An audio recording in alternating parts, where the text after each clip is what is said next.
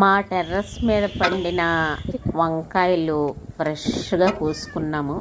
మంచి వర్షాకాలంలో వంకాయ బంగాళదుంప ఉప్పు చేప వండుకుంటే చాలా బాగుంటుందండి.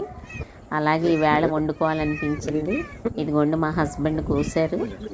అలా చక్కగా ఉడికే కూరలో పక్కన కొంచెం నేను ఉప్పు చేప ముక్కలు ఒక 4 ఫ్రై చేసి ఇలా ఉడికే కూరలో వేసి వండాను.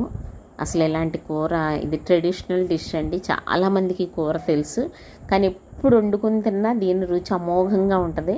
స్పెషల్లీ ఇది వర్షాకాలంలో స్పెషల్ కర్రీ అని చెప్పొచ్చు. కడుపు నిండా అన్నం తినొచ్చండి.